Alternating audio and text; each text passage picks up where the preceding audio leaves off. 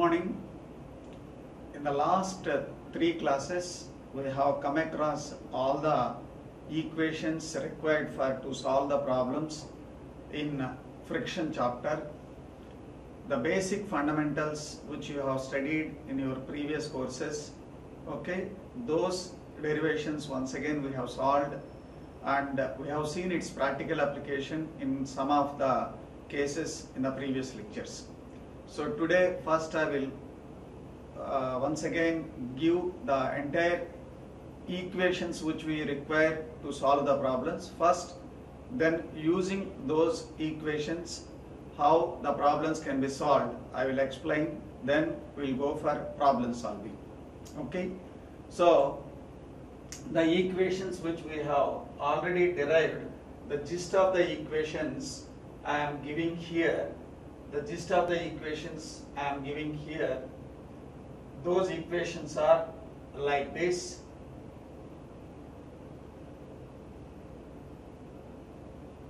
So I am explaining one by one equation which we have derived in the previous lectures and which are useful to solve the problem. The first one, what is the force required to move the body on an inclined plane in an upward direction? That is the first one. So the force required to raise the body in the inclined plane in an upward direction. So that is force required to raise the load in the upward. So this is given by W sine alpha plus phi by sine theta minus of alpha plus phi. So what is this alpha, phi and theta? So alpha is the angle made by the plane with the horizontal, okay, that is the inclined plane angle. Alpha is the inclined plane angle. Then phi is the angle of friction, and what is this theta? Theta is the angle between the force applied and the self weight of the body. So or the load of the body, the load on the body. So W sine alpha plus phi by sine theta minus of alpha plus phi. This is the one important equation which we use to raise the load. So we have seen different cases here. Suppose if the theta is 90 degrees, that means you will applying a force in such a direction, it is perpendicular to the load acting. So in that case, okay, in that case this theta will be written as 90, then this equation will be simply can be written as F up is W sine alpha plus phi by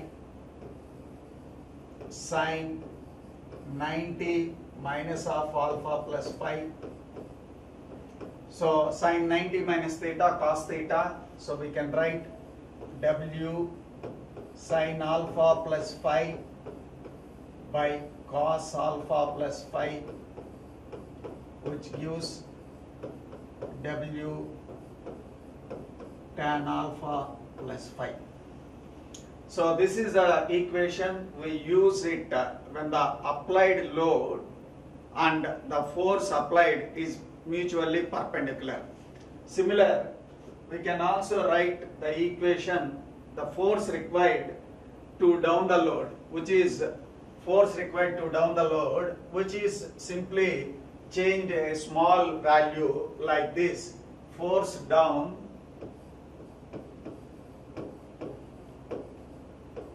is W sine phi minus alpha over sine theta plus phi minus alpha. So this is the force required to down the load. So here also a special case we can write when theta is equal to 90 degrees, then this becomes sine 90 plus phi minus alpha, that is cos phi minus alpha. Then it also can be written as a special case as W tan phi minus alpha, that is when theta is equal to 90 degrees. This is another equation which we use. Then coming to the efficiency of an inclined plane, that is up the plane, up the load and down the load. We define the efficiency of the inclined plane. One is up, that is you are moving the load in upward direction, and another one is moving the load in a downward direction. So how we define the efficiency of inclined plane in the upward direction lifting is like it is the ratio of the force required to move the load in upward direction without considering the friction, and the force required to move the load by considering the friction. So just now we have seen here the upload is W sin alpha plus phi by sin theta minus alpha plus phi, isn't it? So there we can see, if you write the phi value 0, okay, then what it becomes W sin alpha by sin theta minus alpha, isn't it? So if you consider the friction also, then this equation as it is, it holds good. Then I write F naught, that means without considering the friction. That means if I neglect this phi value, not neglecting, it becomes 0. It becomes 0, isn't it? Then in that case, you can write that is W sin alpha by cos alpha. When theta is 90, then in general case it comes, but without neglecting, without taking a special case, I can also write this is F naught by F, where force required without considering the friction, force considered with considering the friction. Then we get cot alpha plus phi minus cot theta by cot alpha minus cot theta. So similar, we can also write efficiency of inclined plane in the downward direction. So this is other way is the reciprocal of the efficiency up. Here it is the ratio of force required by considering the friction and force required by neglecting the friction. That is efficiency of the plane in the down. So this equation will be simply will change like cot alpha minus cot theta by cot phi minus alpha plus cot theta. So all these equations are obtained from the basic fundamental equation. These are the basic fundamental equations. These basic fundamental equations will give you these equations. Okay, then in general we never apply the force directly on the screw where the load is to be lifted. So you take a simple example where a screw jack is there. So let us see, this is a screw. Okay, on this screw there is a load is kept like this. So this is a screw, and this force requirement is calculated by assuming the force is simply applied here on the circumference of the screw directly. But in real practice we never do like this. Okay, we never do like this. How we provide is, we provide a cup and collar.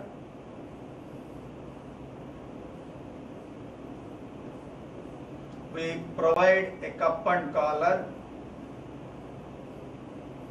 and there we keep our load, and by means of a Tommy bar. So this is a Tommy bar. By means of rotating this Tommy bar, then we raise this load. So in that case, that is a screw jack case where the force required to raise the load by a screw jack is given by WR by L into tan alpha plus phi. This is when you move the load in upward direction, then what is this capital L?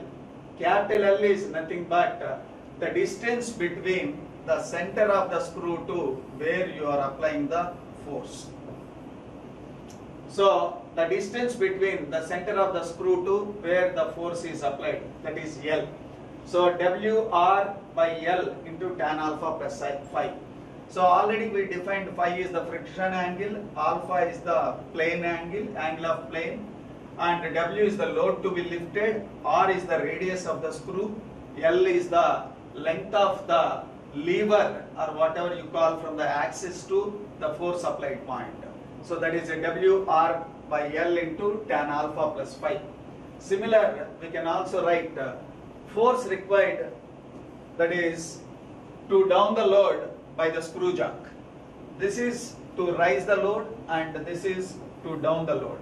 In that case, only the equation will change, WR by L into tan phi minus alpha. So this is as good as the basic equations you can see here. This here sin phi minus alpha is there now. That is why here you get tan phi minus alpha. So how we get this? When I write my theta 90, this becomes sin 90 minus, so cos theta, sin by cos, okay, tan, then it becomes simply tan alpha plus phi. Similar here also, when I write theta 90, that means I assume the force applied is perpendicular to the load. So this is force, this is the load direction and this is the force direction. So this angle is 90 degrees, which is theta. So in that case, you get these equations. Okay. So these are some of the important equations, and we also derived one more equation. What is the maximum efficiency of the screw? That is 1 minus sin phi by 1 plus sin phi. 1 minus sin phi by 1 plus sin phi. Then what is mechanical advantage? What is velocity ratio? I think these were not covered in the previous lecture. Let me put the total attention how we derive it and what is its significance. What is mechanical advantage? So the term itself, it consists of a word called advantage. That means you are getting some benefit. So what benefit, how we get the benefit? Let us see. We have to raise a heavy load. Say you have to raise a heavy load. So we will always try to see that this load can be lifted with minimum effort. That means say 100 kg load is there. Suppose if I want to lift it without any basic principles, I have to apply a force of equal amount. Suppose if I take an advantage of a lever principle or something else which you might have studied in your school level, so you can apply those simple principles and you can get an advantage. Similar here, what is the mechanical advantage we get? It is weight lifted by force applied. Weight lifted by force applied. What is weight lifted? So what is the dead weight or whatever the basic weight which you have to lift? That is capital W. Then what is F? F is the force which we are applying to lift that load. So we know that the force requirement, just now we have seen, that is nothing but WR tan alpha plus phi by L. That is from the screw jack we have seen the force applied to raise the load, isn't it? That is the WR tan alpha plus phi by L. So simply you can cancel W term, so the L by R can be written, then tan alpha plus phi is 1 by tan alpha plus phi is cot alpha plus phi. This is called mechanical advantage. Then what is velocity ratio? So velocity ratio is another word which is derived or defined by like this. What is the distance moved by the force per revolution and what is the distance moved by the load per revolution. Look at here, one is the distance moved by force and the other one is distance moved by the load. So as I have shown in the earlier diagram, so my screw jaw cup or something here, so I will put my load here, and this is the screw jaw where the Tommy bar is placed, and this distance we defined L, and here the weight is kept like this. Of course you have an assembly.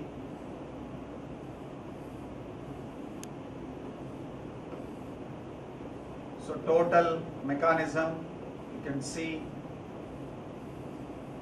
like this. So what is here? I apply a force here, okay, that force which rotates for one rotation, which gives a distance is nothing but this 2 pi L. So I am revolving this force.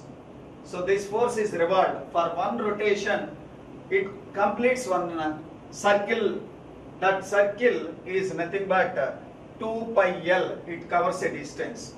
For this, how much distance it moves, either upward or downward, that is equal to its lead or pitch. In case of single start thread, it is lead and pitch are same. In case of a multi-start thread, so lead is equal to n times of the pitch. That depends upon 2 start, 3 start, like that. So if I rearrange these terms once again simply by like this, L I kept as it is, then L by 2 pi, then D by D, I have written for the purpose of simplification to in another equation. So dd get cancelled actually, L by capital L, 2 pi will come in the numerator, that is 2 pi L by L. So what is this? L by pi d into d by 2. So d by 2 is nothing but small r, and L by pi d is nothing but tan alpha. This you are aware of it in a screw principle. For a one rotation of the screw, it covers a distance of L, okay, that is a vertical distance moved. This is alpha, we have written tan alpha is equal to L by pi d. So the same thing here, it is rearranged to get L by R by tan alpha, okay. Then now let us come to another talk, overhauling and self-locking of a screw.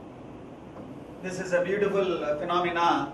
You might have surprised by knowing this, and why the efficiency of a screw is maximum, made it 50%, that you can see by this concept. So overhauling and self-locking. What is overhauling? Let us first see the term called overhauling.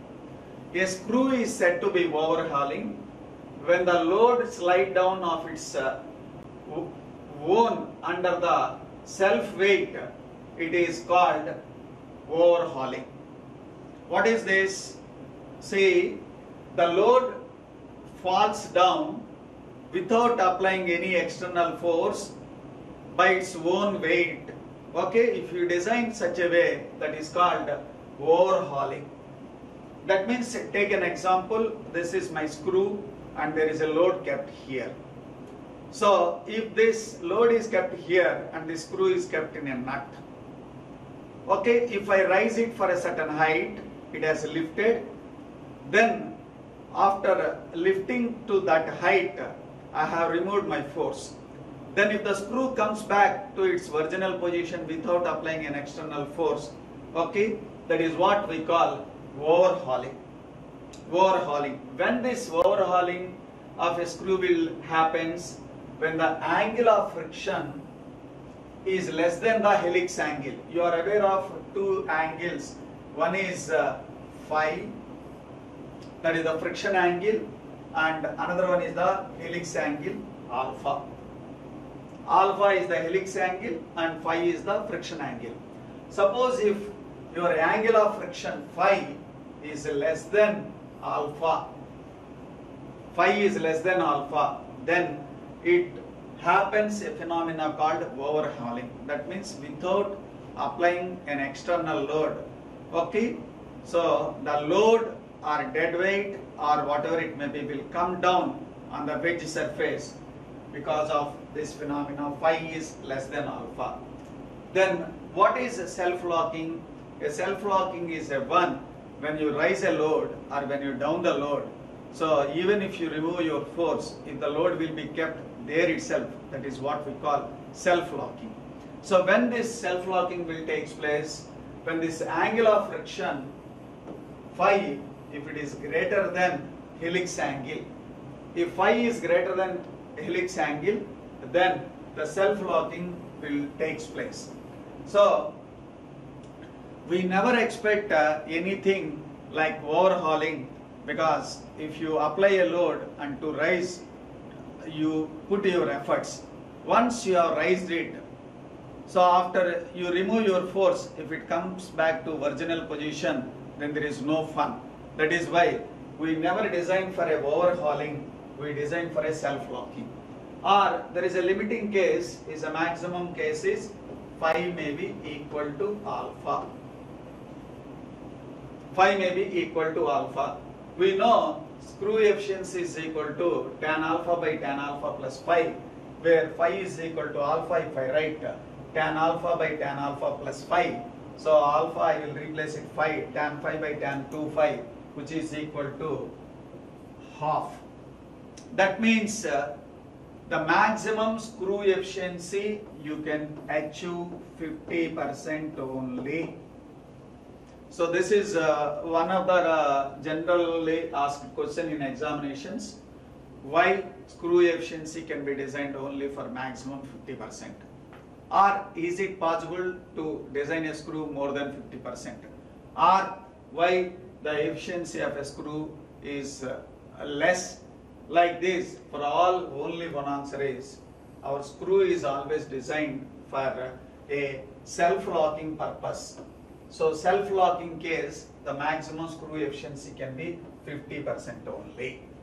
Okay, so I have written one more equation here. This is another equation which we use to solve the problems. The equation is used when the force applied to raise the load or to down the load. Here I have written to raise the load. Okay, so the force is parallel to the plane surface. That means, say this is an inclined plane and where there is a load like this. So this load acts vertically downward like this, and this is the inclined plane like this. So earlier I said that theta 90 means you are applying a force like this. This is 90. But there is a case where I can apply a force like this, so which is parallel to this surface. So if this is alpha, then this also becomes alpha, then my total theta will become 90 plus alpha. So that is the case when the force applied is parallel to the plane surface, then the force required is W sin alpha plus mu cos alpha. So all these equations we use it to solve the problems. All these equations we use to solve the problems. Okay. So with the equations what I have written, these equations will solve or will crack any type of problem. So now I will solve few of the problems based upon the previous case, previous equations. Okay, let us see one of the problem like this. A body is to be moved up an inclined plane by applying a force parallel to the plane surface. It is found that a force of 3 kilonewtons is required to just move it up the plane when the angle of inclination is 10 degrees. whereas the force needed increases to 4 kilonewtons when the angle of inclination is increased to 15 degrees. So determine the weight of the body and the coefficient of friction. Determine the weight of the body and coefficient of friction.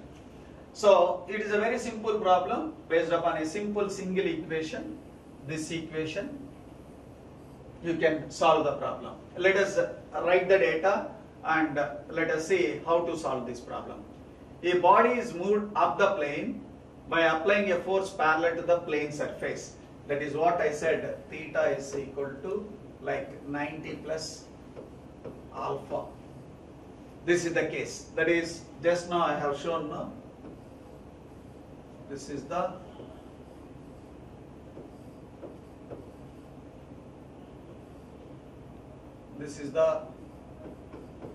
parallel to this surface, and this is alpha, then this also becomes alpha. The total is theta 90 plus alpha. So that case is a given case. So it is found that a force of 3 kilonewtons is required to just move up the plane when the angle of inclination is 10 degrees is given. So you can see F1 alpha 1 known, F2 alpha 2 is known. So the basic equation is F is equal to W sin alpha by sin alpha plus mu cos alpha. So I have set 1 condition equation values, I have set 2 equation. So let me write first F1 left hand side 3000 newtons is equal to W sin alpha 1 sin 10 degrees plus mu cos 10 degrees. Okay, similar the condition 2, what is it? F2 4 kilonewtons, okay, that is equal to W by sin alpha. What is alpha now? 15 degrees plus mu cos 15 degrees. So just write equation 1, equation 2 by substituting the data of set 1 condition and set 2 condition.